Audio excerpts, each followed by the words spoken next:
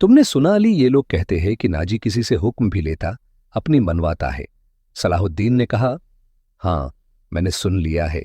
अगर मैं चेहरे पहचाने में गलती भी करता तो मेरी राय में बॉडीगार्ड ज़काया कमांड रजिस का नाम नाजी है, नापाक जहनियत का मालिक है। उसके मुताबिक मैं पहले की भी कुछ जानता हूं। ये फौज जो हमारे खजाने से तनख्वाह ले रही है, दरअसल नाजी की जाती फौज है। उसने हुकूमती हलकों में ऐसी ऐसी साजिशें की है जिसने हुकूमती ढांचे को बेहद कमजोर कर दिया है। आपका ये फैसला बिल्कुल बजा है कि फौज में हर खते के सिपाही होने चाहिए। मैं आपको तफसीली रिपोर्ट दूंगा। मुझे शक है कि सोडानी फौज इसकी वफादार है हमारी थी। आपको इस फौज की तरतीब और तंजीम बदलनी पड़ेगी या नाजी को सबकदोश करना पड़ेगा। अली बिन सुफियान ने कहा, मैं अपने ही सफ़ों में अपने दुश्मन पैदा भी करना चाहता। नाजी अपने घर का भेदी है, इसको सबकदोश करके दुश्मन बना लिया। दानिशमंदी नहीं, हमारी तलवारें गैरों के लिए है, अपनों को खून बहाने के लिए भी मैं नाजी की जहनियत को प्यार और मोहब्बत से बदल सकता हूं। तुम इस फौज की धनियत मालूम करने की कोशिश करो और मुझे ठीक रिपोर्ट दो कि फौज कहां तक हमारी वफादार है। सुल्तान सलाहुद्दीन ने कहा, मगर नाजी इतना कचाथी था, इसकी धनियत प्यार और मोहब्बत के बिखेड़ों से आज़ाद थी। उसे अगर प्यार था तो अपने इक़्तिदार और शैतानियात के साथ, इस लिहाज से वो पत्थर था, मगर जैसे वो अपने जाल में फंसा लेना चाहता था, इसके सामने मोम बन जाता था। उसने सुल्तान सलाहुद्दीन के सामने यही रवैया अख्तियार किया, यहाँ तक कि वह सुल्तान सलाहुद्दीन के सामने भेंटता भी थी। हाँ मैं हाँ मिलाता चला जाता। इसने मिस्र के मुख्तलिफ हिस्सों से सुल्तान सलाहुद्दीन के हुक्म के मताब फौज के लिए आम भर्ती शुरू की थी। अगरचे ये काम इसके मर्जी के खिलाफ था।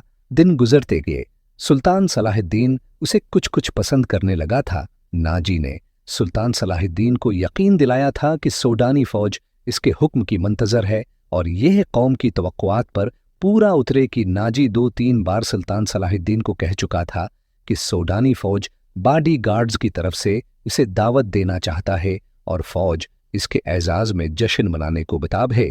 लेकिन सुल्तान सलाहुद्दीन ये दावत मसरूफियात की वजह से कबूल भी कर सका। दास्तान ईमान फरोशों की रात का वक्त था। नाजी अपने कमरे में 2 मुताम्मद जूनियर कमांडरों के साथ बैठा शराब पी रहा था। 2 नाचने वालियां मिल्की लिकी मूसीकी प्रस्ती में आई हुई नागिनों की तर मशहूर कुनिदाओं से रक्स कर रही थी। उनके पांवों में घंघरों थी थे। उनके जिस्मों पर कपड़े सिर्फ इस कदर थे कि उनके सित्र ढके हुए थे। इस रक्स में हमार का तासिर था। दरबान अंदर आया और नाजी के कान में कुछ कहा। नाजी जब शराब और रक्स के निशे में महा होता था तो कोई अंदर आने की जरात भी कर सकता था। सिर्फ नाजी को मालूम था कि वो कौन सा काम है जिसके लिए नाजी शराब व शबाब के महफिल से उठा करता है, वरना वो अंदर आने की जरात भी करता था। इसकी बात सुनते ही नाजी बाहर निकल गया। वहां सूडानी लिबास में मलबूस एक 1.5 उम्र का आदमी था। इसके साथ एक जवान लड़की थी।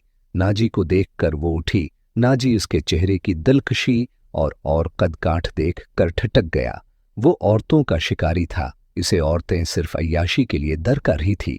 उनसे वो और भी की काम लिया करता था, जिनमें से एक ये था कि वो उनमें से भत भी खूबसूरत और अयार लड़कियों के जरिए बड़े बड़े अफसरों को अपनी मिट्टी में रखता था, और एक काम ये भी कि वो उन्हें अमीरों और हुक्मरानों को ब्लैकमेल करने के इस्तेमाल किया करता था और साथ में इनसे जासूसी भी करा लिया करता था।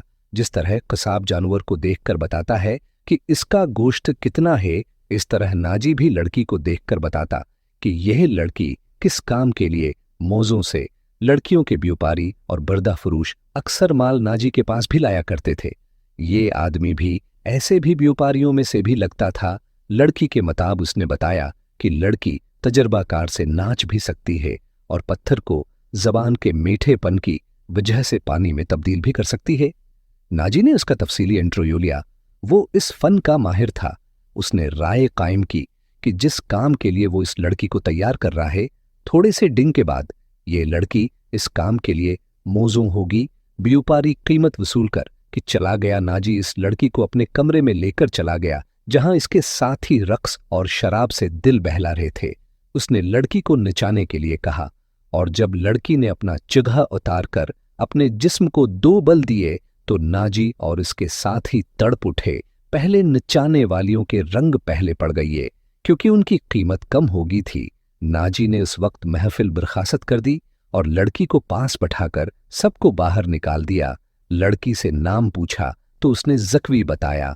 नाजी ने उससे कहा, ज़ुकुई, तुमको यहां लाने वाले ने बताया है कि तुम पत्थर को पानी में तब्दील कर सकती हूं।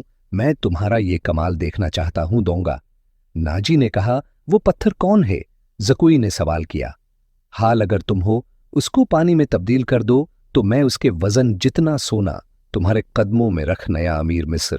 नाजी ने कहा, वो सालार आजम भी है। सुल्तान सलाहुद्दीन अय्यूबी ज़कवी ने पूछा, वो शराब तो पीता होगा? ज़कवी ने पूछा थी, शराब, नाच गाना, तफरीह से वो इतनी ही नफरत करता है जितनी एक मुसलमान खंजीर से करता है। मैंने सुना था आपके पास तो लड़कियों का एक तलसम है जो नील की रवानी को रोक लेता है, तो क्या वो तलसम नाकाम हुआ? ज़ुकुई ने पूछा, मैंने अभी तक उनको आजमाया नहीं है। यह काम तुम कर सकती हूं, मैं तुमको सुल्तान की आदतों के बारे में बता देता हूं। नाजी ने कि क्या आप उसे जहर देना चाहते हैं? ज़कवी ने पूछा थी। अभी भी मेरी उसके साथ कभी दुश्मनी थी। मैं बस ये चाहता हूं कि वो एक बार की तुम जैसी लड़की के जाल में फंस जाए, फिर मैं उसे अपने पास बैठकर शराब पिला सकूं। अगर उसको कत्ल करना मकसूद था तो मैं यह काम मुशीन से उनके साथ कर सकता था। नानी ने जवाब दिया। यानी आप सुल्तान से दुश्मनी थी, दोस्ती करना चाहते हूं, ज़कुई ने कहा। इतना बर्जस्त जमला बनकर नाजी लड़की को चंद लम्हे गौर से देखता रहा। लड़की इसके तवक्का से ज्यादा ज़हीन थी। हाल ज़कुई नाजी ने उसके नर्म व मुलायम बालों पर हाथ फेरते हुए कहा, मैं उसके साथ दोस्ती करना चाहता हूं, ऐसी दोस्ती कि वो मेरा हमनुआ और हम प्याला बन जाए। आगे मैं जानता हूं कि मुझे उससे क्या काम लेना है, नाजी ने कहा और ज़रा सोचकर बोला। लेकिन मैं तुम्हें यह भी बता दो कि एक जादू सुल्तान के हाथों में भी है। अगर तुम्हारे हुस्न पर इसके हाथ का जादू चल गया तो मैं तुम्हें जिंद भी छोड़ नगा। अगर तुमने मुझे धोखा दिया तो तुम एक दिन से ज्यादा जिंदा भी रह सकोगी। सलाहुद्दीन तुमको मौत से बचा नहीं सकेगा। तुम्हारी जिंदगी और मौत मेरे हाथों में है। तुम्हारी जिंदगी और मौत मेरे हाथों में है। तुम मुझे धोखा भी दे सकोगी, इसलिए मैंने तुम्हारे साथ खुलकर बात की है। वरनी मेरे हसीयत और रतबे का इंसान एक पेशावर लड़की से पहली मुलाकात में ऐसी बातें तभी करता। ये आपको आने वाला वक्त बताएगा कि कौन किसको धोखा देता है। ज़कवी ने कहा, मुझे ये बताए कि मेरी सुल्तान तक रसाई कैसी होगी, वो मैं इसे एक जश्न में बुला रहा हूं। नाजी ने कहा, और इसी रात में भी आपको इसके हसीमे में दाखिल कर दूंगा। मैंने तुम्हें उसी मसद के लिए बुलाया है, बाकी में संभाल लूंगी। ज़कुई ने कहा। वो रात गुजर गई, फिर और कई रातें गुजर गई। सुल्तान सलाहुद्दीन अय्यूबी इंतजामी और फौजी की बी भर्ती में इतना मसरूफ था कि नाजी की दावत कबूल करने का वक्त थी निकाल सका। अली बिन सफियान ने सुल्तान सलाहुद्दीन अय्यूबी को नाजी के मुताबिक जो रिपोर्ट दी थी उसने सुल्तान को परेशान कर दिया था। सुल्तान ने अली से कहा, इसका मतलब यह है कि नाजी सलीबियों से भी ज्यादा खतरनाक है। ये सानप है जैसे मिस्र की इमारात आस्तीन में पाल रही। अली बिन सफियान ने नाजी की तहरीबकारी की तफसील बतानी शुरू कर दी कि नाजी ने किस तरह बड़े बड़े अहदीदारों को साथ में लिया और इंतजामिया में मनमानी करता रहा। और कहा, और जिस सूडानी सिपाह का वो सिपा सालार है वो हमारी बजाय नाजी की वफादार है। क्या आप इसका कोई इलाज सोच सकते है? सिर्फ सोच भी थी, सख्ता इलाज शुरू भी कर चुका हूं। मिस्र से जो सिपाह भर्ती किए जा रहे में वो सूडानी बॉडी गार्ड्स में गडमड कर दूंगा। फिर ये फौज न सूडानी होगी और न मिस्री। नाजी की यह ताकत बिखर कर हमारी फौज में जज्ब हो जाएगी। नाजी को मैं इसके असली ठिकाने पर ले आऊंगा, सुल्तान सलाहुद्दीन अय्यूबी ने कहा। और मैं यह वसूख से कह सकता हूं कि नाजी ने सलीबियों के साथ भी गुठ जोड़ रखा है। अली बिन सफियान ने कहा, आप मिल्त इस्लामिया को एक मजबूत मरकज पर लाकर इस्लाम को विसायत देना चाहते हैं, मगर नाजी आपके ख्वाबों को दीवाने का ख्वाब बना रहा है। तुम इस सिलसिले में क्या कर रहे हो? सुल्तान सलाहुद्दीन अय्यूबी ने कहा, ये मुझ पर छोड़ दें। अली ने कहा, मैं जो करूंगा वो आपको साथ साथ बताता रहूंगा आप मुतमियन रहें, मैंने इसके गर्द जासूसों की ऐसी दीवार में चिन दिया है जिसके आंख भी है कान भी, और ये दीवार मुतहर्रिक है। यूं समझ लें कि मैंने उसको अपने जासूसी के किले में कैद कर है लिया है। सुल्तान सलाहुद्दीन अय्यूबी को अली बिन सुफियान पर इस कदर भरोसा था कि उसने अली से इसके दर प्रदा कार्रवाई की तफसील न पूछी। अली ने सुल्तान से पूछा, मालूम हुआ है वो आपको जश्न पर बुलाना चाहता है। अगर ये ठीक बात है तो उसकी दावत इस वक्त कबूल कर लें जब मैं आपको कहूंगा। अय्यूबी उठा और अपने हाथ पीछे कर कि टहलने लगा। इसकी आपकी वो रख गया और बोला, बन सफियान, जिंदगी और मौत अल्लाह के हाथ में है। बेमकसद जिंदगी से बेहतर थी कि इंसान पैदा होते ही मर जाए। कभी कभी ये बात दिमाग में आती है कि वो लोग कितने खुश नसीब है जिनकी कौमी हिस्त मुर्दा हो चुकी होती है और जिनका कवि किरदार ही होता बड़े मजे से जीते हैं और अपनी आई पर मर जाते हैं। वो बद नसीब है। अमीर मोहतरम अली बिन सफियान ने कहा, हाँ बन सफियान, मैं जब उन्हें खुश नसीब कहता हूं तो पीछी कौन मेरे कानों में ये बात डाल लेता है जो तुम कभी मगर सोचता हूं कि अगर हमने तारीख का धारा इस मोड़ पर न बदला तो मिल्त इस्लामिया सहराओं वादियों में गुम हो जाएगा। मिल्त की खिलाफत 3 हिस्सों में तसीम हुई है। अमीर मनमानी कर रहे मैं और सलीबियों का आला कार बन रहे मैं। मुझे इस बात का डर भी है कि अगर मुसलमान जिंदा भी रहे तो वो हमेशा सलीबियों के गुलाम और आला कार बने। गेवा उसी पर खुश होंगे कि वो जिंदा है मगर कौम की हसीयत से वो मुर्दा होंगे। जरा नक्शा देखूं अली, आधी सदी में हमारी सल्तनत का नक्शा कितना सकड़ कर रह गया है। वो खामोश हो गया और टहलने लगा और फिर सर झटक कर अली को देखने लगा। जब तबाही अपने अंदर से तो उसे रोकना मुहाल होता है। अगर हमारे इलाफतों और इमारतों का यही हाल रहा तो सलीबियों को हम पर हमला करने की जरूरत पेश भी आएगी। वो आग जिसमें हम अपना ईमान, अपना किरदार, अपनी कौमियत जला रहे हैं, इसमें सलीबी आहिस्ता आहिस्ता तेल डालते रहेंगे। इनकी साजिशें हमें आपस में लड़ाती रहेगी।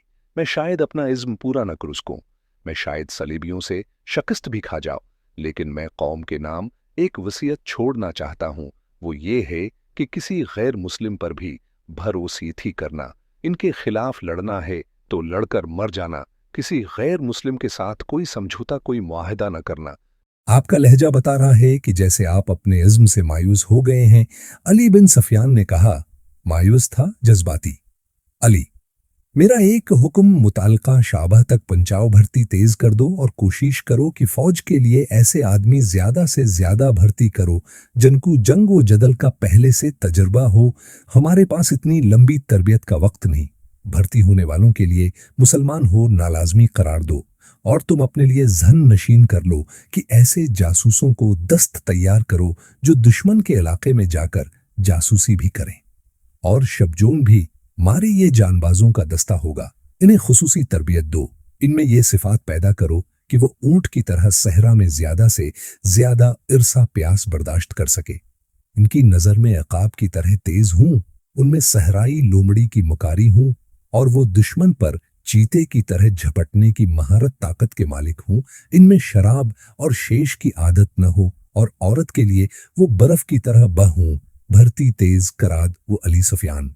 और याद रखो, मैं हुजूम का कायल नहीं, मुझे लड़ने वालों की जरूरत है, ख्वाह तादाद थोड़ी हो, इनमें कौमी जज्बा हो और वो मेरे अज़्म को समझते हों। किसी के दिल में ये शबह न हो कि उसे क्यों लड़ाया जा रहा हो। अगले 10 दिनों में हुजारहा तरबियत याफ्ता सिपाही उमारत मिस्र की फौज में आ गए और उन 10 दिनों में ज़ुकुई को नाजी ने डेंटिंग दे दी कि वो सुल्तान को कौन कौन से तरीके से अपने हुस्न की जाल में फंसाकर उसकी शख्सियत और इसका किरदार कमजोर कर सकती है। नाजी के उम्र इस दोस्तों ने जब ज़ुकुई को देखा तो उन्होंने कहा कि मिस्र के फिरौन भी इस लड़की को देख लेते तो वो खुदाई के वादे से दस्तबरदार हो जाते। इस नाजी का जासूसी का अपना निजाम था, बहुत तेज और दिलेर। वो मालूम कर चुका था कि अली बिन सफियान सुल्तान का हास मुशीर है और अरब का माना हुआ सराग्रसा। उसने अली के पीछे अपने जासूस छोड़ दिए थे और अली को कत्ल करने का मंसूबा भी तैयार किया था। ज़ुकुई को नाजी ने सुल्तान सलाहुद्दीन अय्यूबी को अपने जाल में फंसाने के लिए तैयार किया था, लेकिन वो महसूस भी कर सका कि मराकश की रहने वाली यह लड़की खुद उसके अपने एसाब पर सवार होगी है।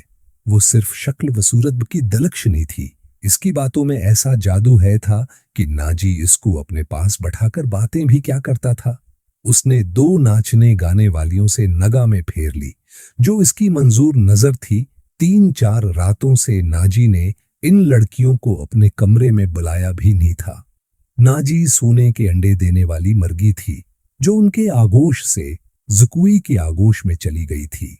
उन्होंने ज़ुकुई को रास्ते से हटाने की तरकीबें शुरू कर दी।